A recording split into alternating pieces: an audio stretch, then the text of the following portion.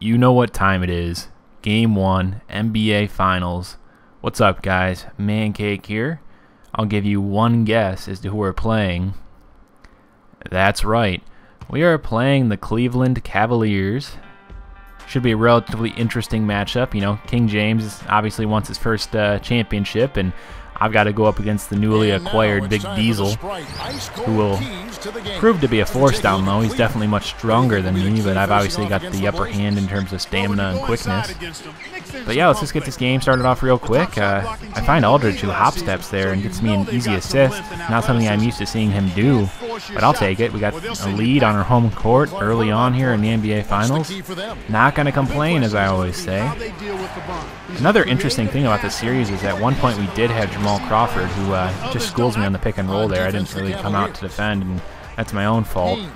But we did have him on our team at one point. Now he's on the Cavs, and I really like him on the Cavs roster. I think it just gives them another great scoring option. So they've got a really good 1, 2, and 3 between Mo Williams, Jamal Crawford, and of course LeBron James. And you know, their bigs aren't too shabby either. But I'm just going to work here in the post early on.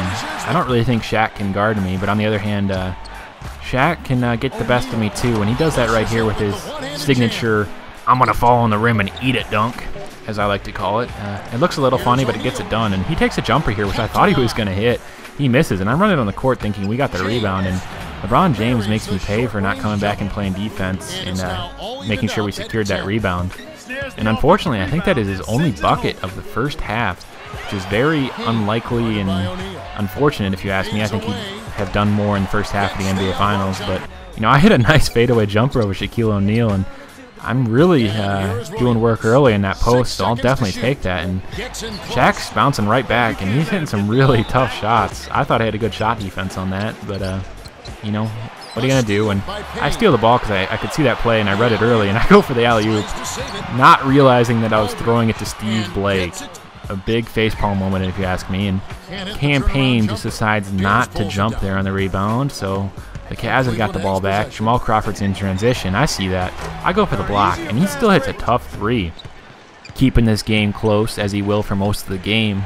And I get a nice block here on Anders and Bergeau, and we're in transition, but we smartly pull it back because we don't really have anything, and we don't have the advantage on the break, so I go right back into the post, and I man up on Anders and Bergeau again and just hit a quick shot, extending that lead just a little bit before the quarter ends. And you know, they got to bring Shaquille back out because I'm burning him so far, and I'm getting a little bit schooled here on this pick and roll. It seems like whatever I do, they counter correctly, and in that case it was Shaquille O'Neal working the glass and getting the easy dunk.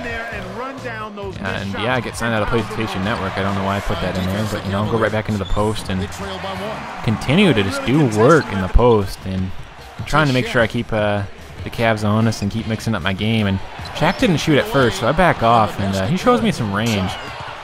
He also held his hand up there as to say "What's up?" But I go right back in the post to show him what is up, and I get the best of him there, and I'm doing really well early in this game.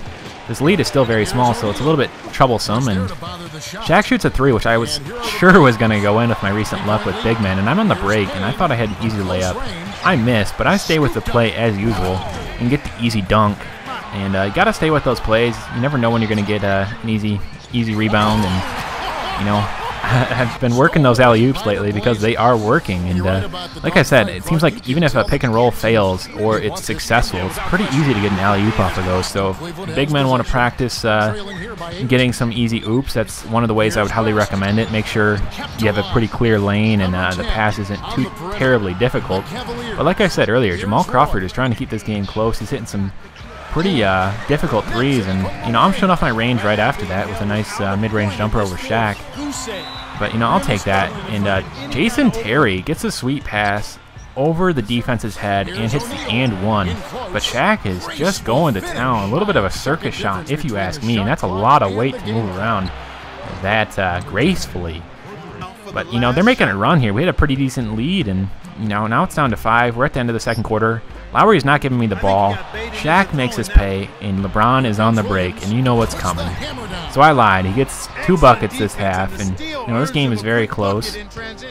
Definitely much closer than it should be. And I go for the buzzer beater here, but I definitely rush things a little bit, and try and shoot over Shaq's head, and it didn't work that time. But, you know, we have a 3-point lead going into half.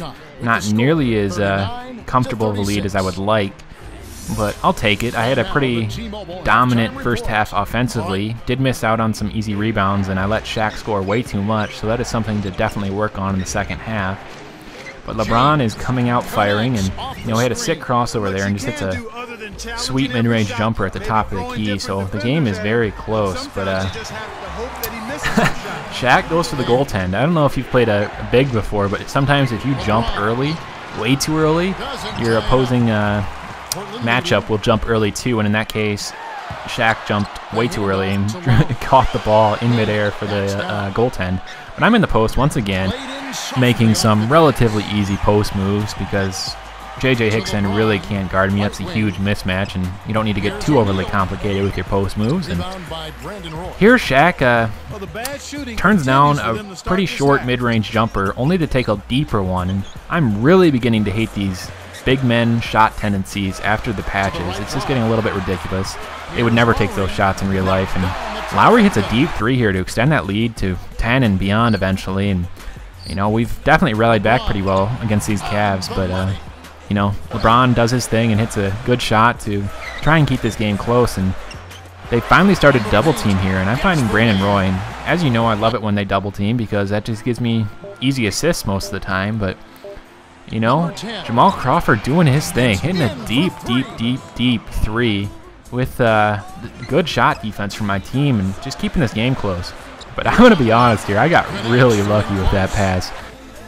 Making long passes out of double teams can be risky at times, but, you know, I love to do it. And I read the play here once again, and I go for a floater, you know, just for giggles, and I miss. And, you know, it's okay to cry, guys. You know, campaign isn't perfect. I'll weep with you, it's fine. And LeBron James doing a little baseline cheese there.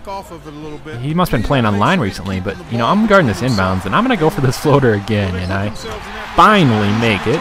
You know, got to make sure everyone out there respects my arsenal of shots, and in that case, I hit a pretty silky floater, if you ask me. One random comment I have about floaters is I don't see them used nearly enough online. You know, it's a great way to combat good shot blockers like Payne, and, you know, they're really hard to block, and they're not too difficult to pull off, and you can pull them off from pretty far away if you practice them. So, I mean, those that struggle with getting blocked a lot online should really start working on those. They're pretty fun to watch and pretty effective, if you ask me. And we're going to work here on the glass. Neither me or Al Harrington can hit a bucket, and, you know, we don't capitalize on this trip down, but, you know, gotta always stay aggressive on those boards and keep trying to get those easy putbacks. Nonetheless, we still have a pretty comfortable lead, and I find myself guarding LeBron, and I thought he was going to shoot this jumper, so I jumped too early. But I get right back in it and get a block from behind, which he's famous for these days, at least on chase down blocks. So, you know, a little back at you there, LeBron. But Martell Webster misses a shot here. I get the offensive rebound, and I don't want to force a shot up through the double team, and the ball eventually gets back to Martell Webster, and, you know, he shoots again, he misses, so we got to go back on defense, but, you know, he had a couple of good looks, so I'm happy with that. And we're back on defense. LeBron thinks he's got an easy shot over Jason Terry. Once again, he forgets about the campaign, and campaign gets aggressive here and hits a sweet oop to Martell Webster. Must have been like a 30-foot pass over their entire team. But I'm back in the post, just doing work here. I missed, but I follow it, as I always do, and get the easy dunk. The game is definitely starting to wind down here, and I get the double team, and I find an open teammate as usual.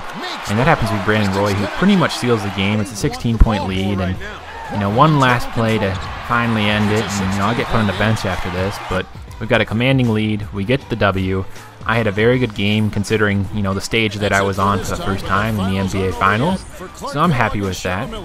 Jamal Crawford, on the other hand, definitely showed up for the Cavs. He had a great shot percentage and took some smart shots and was effective, and LeBron James was all right overall, but he could have done better, I think. But as usual, thanks for watching, guys. I should have another NBA Finals game up here in probably 2 days, so stay tuned. Have a good one.